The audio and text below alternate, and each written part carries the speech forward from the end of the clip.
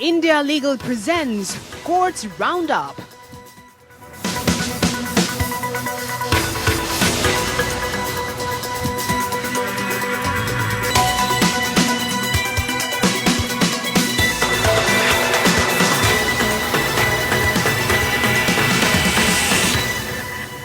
नमस्कार, मैं हूं आपके साथ पूजा कविया गोमा। कोर्ट्स राउंडअप में आप सभी का स्वागत है। इस बुलेटिन में अगले आधे घंटे हम आपको कोर्ट से जुड़ी तमाम छोटी बड़ी खबरों से रूबरू करवाएंगे।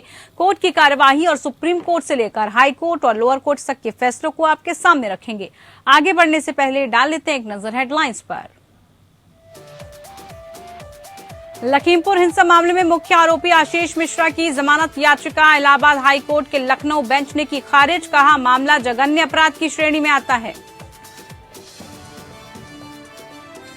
चुनाव के दौरान मुफ्त चीजें बांटने के चुनावी वादे पर मान्यता रद्द की मांग वाली याचिका पर सुप्रीम कोर्ट ने कहा, केंद्र वित्त आयोग से ले राय। सीजीआई ने पूछा, केंद्र एक स्टैंड लेने से क्यों हिचकिचा रही है। कर्नाटक हाईकोर्ट ने आईटी मंत्रालय के ट्विटर के खिलाफ 10 अवरुद्ध आदेश पर केंद्र को जारी किया नोटिस। आदेश को सीलबंद लिफाफे में पीठ के समक्ष पेश करने का निर्देश। ट्विटर ने कहा, ऐसे आदेशों से ट्विटर का बिजनेस बंद हो जाएगा। हज उमराह पर जीएसटी के खिलाफ टूर ऑपरेटरों की याचिका को सुप्रीम कोर्ट ने किया खारिज। टूर ऑपरेटरों का कहना था, देनदारी भेदभावपूर्ण है।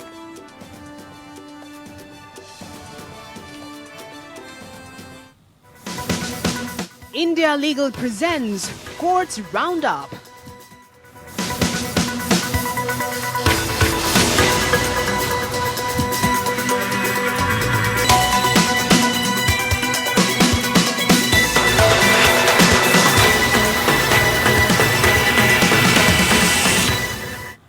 सुप्रीम कोर्ट में चुनाव के दौरान मुफ्त की चीजें बांटने का वादा करने वाले राजनीतिक दलों की मान्यता रद्द करने की मांग की गई है।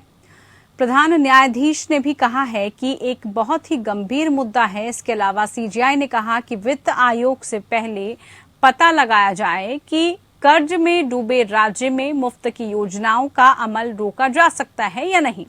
सीजीआई ने केंद्र सरकार से स्थिति पर अंकुश लगाने के लिए कदम उठाने को कहा। चुनाव आयोग की ओर से पेश वकील ने अदालत को बताया कि मुफ्त उपहार और चुनावी वादों से संबंधित नियमों को आदर्श आचार संहिता में शामिल किया गया है।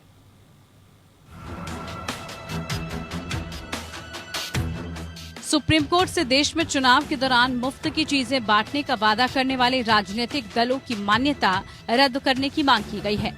इस पर शीर्ष कोर्ट ने केंद्र से कहा कि वो वित्त आयोग से पता लगाए कि पहले से कर्ज में डूबे राज्य में मुफ्त की योजनाओं का अमल रोका जा सकता है या नहीं। अदालत ने एक अन्य मामले के लिए अदालत में मौजूद वरिष्ठ वकील कपिल सिब्बल की राय मांगी। सिब्बल ने कहा, समाधान मुश्किल है लेकिन समस्या बहुत गंभीर है। जब वित्त आयोग विभिन्न राज्यों को आवंटन करता है तो उन्हें इसे ध्यान में रखना चाहिए। ये राज्यों का कर्ज है और फिर मुफ्त है। केंद्र से निर्देश जारी करने की उम्मीद नहीं की जा सकती। चुनाव आयोग की ओर से पेश अधिवक्ता अमित शर्मा ने अदालत को बताया कि ये पिछले निर्णयों में कहा गया था कि एक घोषणा पत्र एक राजनीतिक दल के वादों का हिस्सा था। इसके जवाब में सीजीआई रमन्ना ने कहा, अब अगर आप कहते हैं कि ये आपके लिए हाथ से बाहर है तो चुनाव आयोग का क्या उद्देश्य है। शर्मा ने सुझाव दिया कि केंद्र सरकार इस मुद्दे से निपटने के लिए एक कानून ला सकती है। एएसजी नटराज ने कहा कि ये चुनाव आयोग के अधिकार क्षेत्र में है। हालांकि सीजीआई रमन्ना ने जवाब दिया, तब मैं रिकॉर्ड करूंगा कि भारत सरकार के पास इस पर कहने के लिए कुछ नहीं है। क्या ये इस पर एक गंभीर मुद्दा है? केंद्र एक स्टैंड लेने से क्यों हिचकिचा रहा है? सुनवाई के दौरान केंद्र को नोटिस जारी कर जवाब मांगने के साथ कोर्ट ने 3 अगस्त को आगे सुनवाई की तारीख तय की है। Bureau report. इधर सुप्रीम कोर्ट ने विभिन्न निजी टूर ऑपरेटरों के द्वारा दायर याचिकाओं के एक बैच को खारिज कर दिया, जिसमें सऊदी अरब की यात्रा करने वाले तीर्थ यात्रियों को उनके द्वारा दी जाने वाली हज और उमराह सेवाओं के लिए माल और सेवा कर से छूट की मांग की गई थी। Justice AM Khanwilkar, justice AS Oka और जस्टिस सिटी रवि कुमार की बेंच ने फैसला सुनाया। जस्टिस ओका ने कहा, भारत के बाहर दी जाने वाली सेवाओं के लिए जीएसटी के अतिरिक्त क्षेत्रीय आवेदन के संबंध में याचिकाकर्ताओं द्वारा उठाए गए तर्क को खुला रखा गया है, क्योंकि ये एक अन्य पीठ के समक्ष विचाराधीन है। टूर ऑपरेटर हज पर जीएसटी लगाने को चुनौती दे रहे हैं। जो पंजीकृत निजी टूर ऑपरेटरों द्वारा दी जाने वाली सेवाओं का इस आधार पर लाभ उठाते हैं कि संविधान के अनुच्छेद 245 के अनुसार अतिरिक्त क्षेत्रीय गतिविधियों पर कोई टैक्स कानून लागू नहीं हो सकता है। उनका तर्क है कि भारत के बाहर उपयोग की जाने वाली वस्तुओं पर जीएसटी नहीं लगाया जा सकता। उन्होंने ये भी तर्क दिया कि ये देनदारी भेदभावपूर्ण है, क्योंकि ये कुछ हाजियों को छूट देती है जो भारत की हज समिति के माध्यम से तीर्थ यात्रा करते हैं। तीर्थ यात्रियों द्वारा हवाई यात्रा पर 5% की जीएसटी लेनी लागू होगी, जो द्विपक्षीय व्यवस्था के तहत केंद्र द्वारा दी गई धार्मिक तीर्थ यात्रा के लिए गैर अनुचित या चार्टर संचालन की सेवाओं का उपयोग करते हैं। हालांकि यदि किसी धार्मिक तीर्थ यात्रा के संबंध में किसी निर्देशित संगठन की सेवाओं को विदेश मंत्रालय द्वारा द्विपक्षीय व्यवस्था के तहत सुविधा प्रदान की जाती है तो दर 0 होगा। तर्क का दूसरा हिस्सा है कि हाजियों को दी जाने वाली सेवाएं जैसे उड़ान यात्रा, आवास आदि धार्मिक गतिविधियों के लिए वो दी गई है छूट के लिए पात्र हैं। इलाहाबाद हाईकोर्ट ने लखीमपुर खीरी मामले में मुख्य आरोपी आशीष मिश्रा की जमानत अर्जी खारिज कर दी है। आशीष मिश्रा नरेंद्र मोदी सरकार में गृह राज्य मंत्री अजय मिश्रा टेनी के बेटे हैं। आशीष पर अपनी कार से किसानों को कुचलने का आरोप है।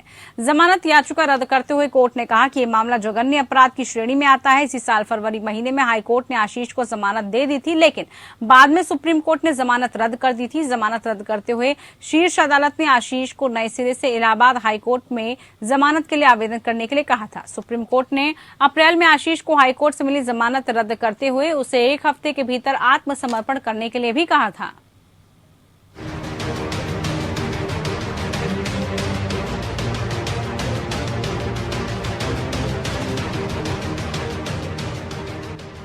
लखीमपुर हिंसा के मामले में अभियुक्त आशीष मिश्रा को इलाहाबाद हाईकोर्ट ने बड़ा झटका दिया है।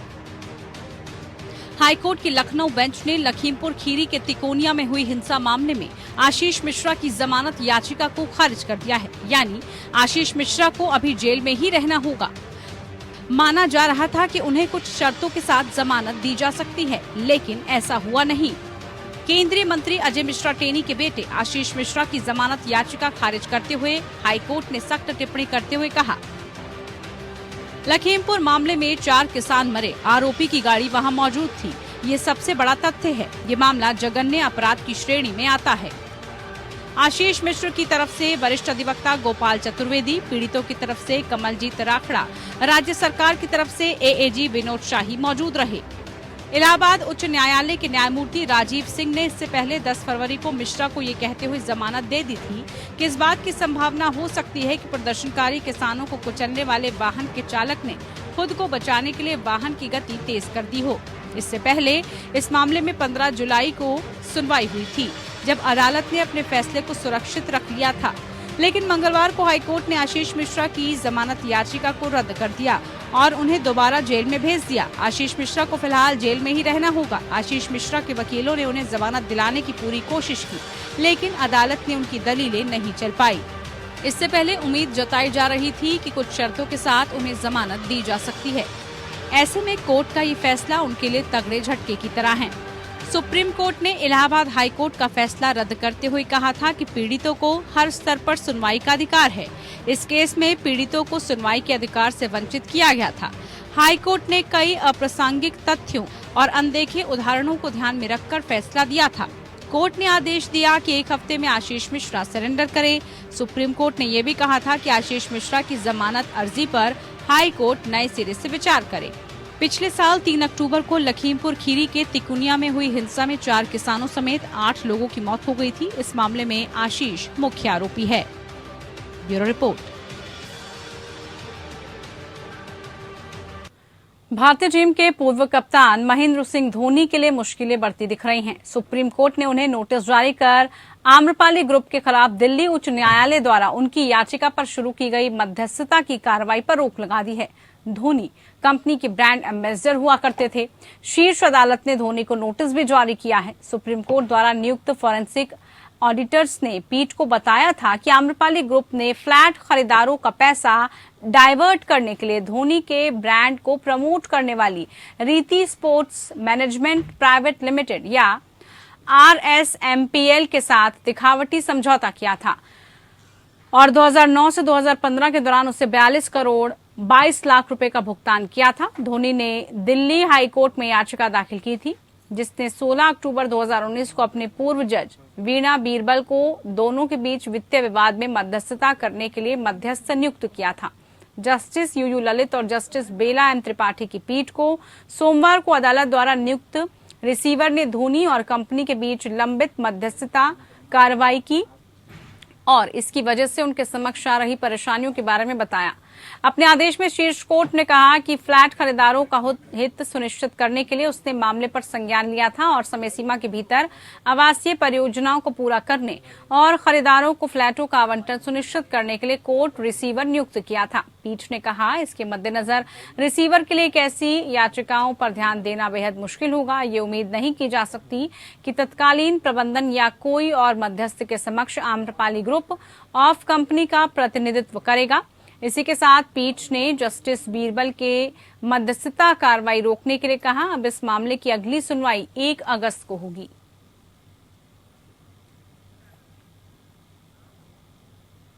इलाहाबाद हाईकोर्ट में पश्चिमी यूपी से संबंधित लंबित मामलों की हाइब्रिड मोड माध्यम से स्थायी सुनवाई की मांग करते हुए सुप्रीम कोर्ट में याचिका दायर की गई।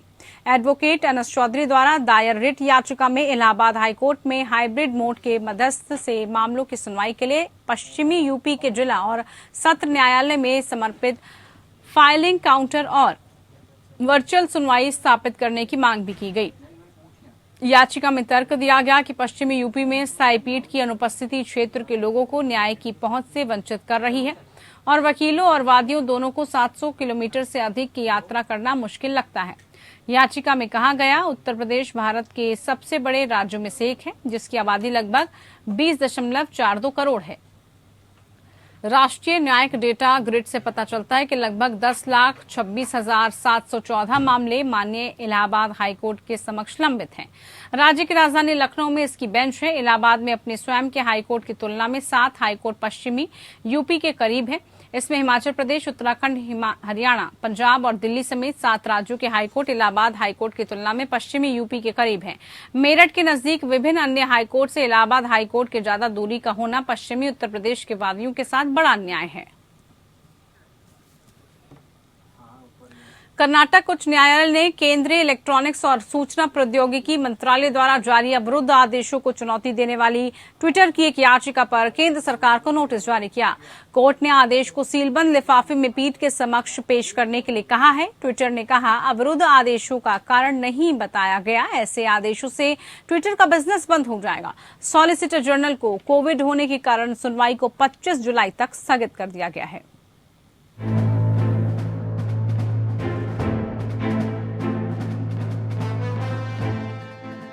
कर्नाटक हाईकोर्ट ने केंद्र सरकार की ओर से जारी ब्लॉकिंग आदेश के खिलाफ ट्विटर की ओर से दायर रिट याचिका पर केंद्र सरकार को नोटिस जारी किया।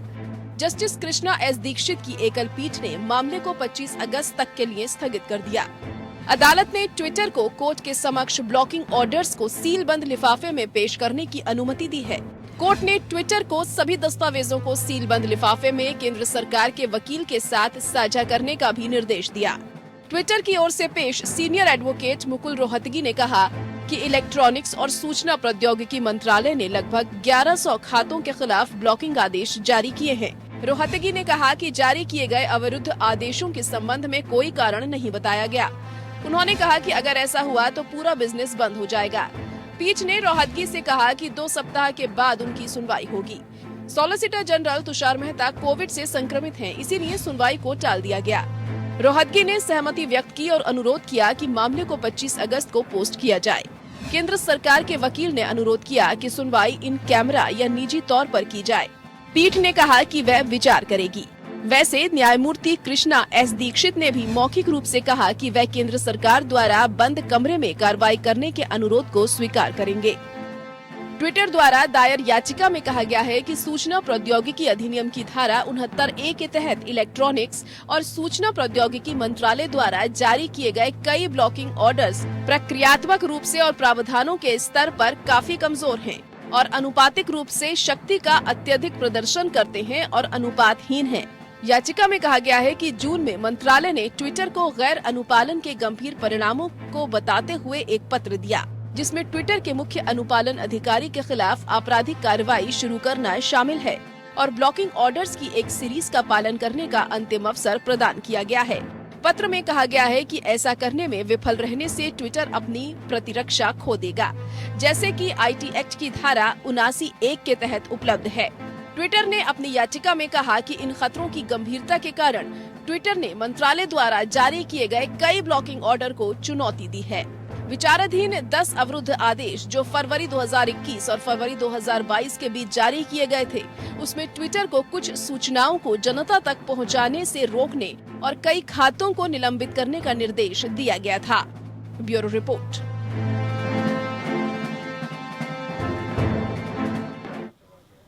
झारखंड हाईकोर्ट ने एक महत्वपूर्ण टिप्पणी में कहा है कि अगर कोई व्यक्ति रेल कर्मचारी नहीं होकर भी मालगाड़ी में यात्रा कर रहा है, उस ट्रेन से नीचे गिर जाता है, तो वो रेल प्रशासन से मुआवजे का हकदार नहीं है।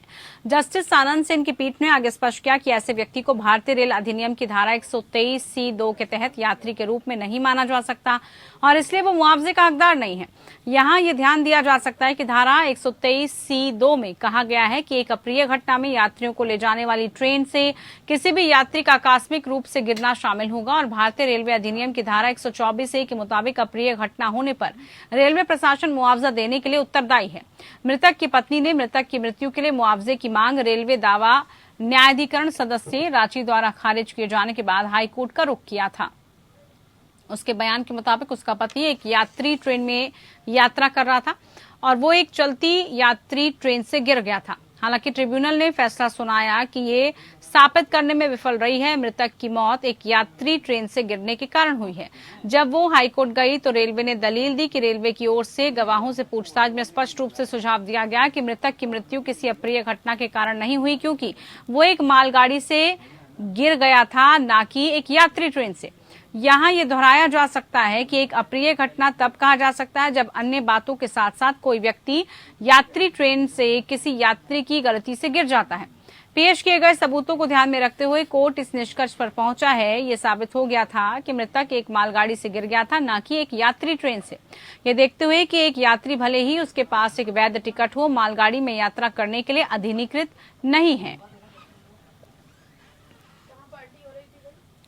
जम्मू कश्मीर और लद्दाख हाईकोर्ट ने कहा कि बोलने और अभिव्यक्ति की स्वतंत्रता को इस सीमा तक नहीं बढ़ाया जा सकता कि किसी व्यक्ति को कश्मीर को सेना का कब्जा कहने या ये कहने की अनुमति दी जाए कि कश्मीर के लोगों को गुलामों के रूप में रखा जा रहा है। जस्टिस संजय धर की पीठ ने कहा कि मेरी राय में संविधान के तहत गारंटीकृत बोलने और अभिव्यक्ति की स्वतंत्रता को इतनी सीमा तक नहीं बढ़ाया जा सकता कि किसी व्यक्ति को देश के किसी हिस्से या वहां के लोगों की स्थिति पर सवाल उठाने की अनुमति मिल सके। सरकार की आलोचना करना एक अलग बात है, लेकिन ये कहना बिल्कुल अलग है कि देश के एक विशेष हिस्से के लोग भारत सरकार के गुलाम हैं या वो देश के सशस्त्र बलों के कब्जे में हैं। गैर कानूनी गतिविधि अधिनियम की धारा 13 के तहत उनके खिलाफ एफआईआर को रद्द करने की मांग करने वाले एडवोकेट मुजमिल भट्ट द्वारा दायर याचिका को खारिज करते हुए ये टिप्पणी की गई। याचिकाकर्ता को 2018 में कुलगांव में लारू गांव में एक गोलीबारी स्थल पर एक विस्फोट में 6 नागरिकों की हत्या के संबंध में फेसबुक पर कुछ टिप्पणियों को पोस्ट करने के लिए मुकदमा दर्ज किया गया था, जिससे पूरे कश्मीर में आक्रोश फैल गया था। अन्य बातों के अलावा याचिकाकर्ता ने अपने फेसबुक पोस्ट में टिप्पणियां की थी।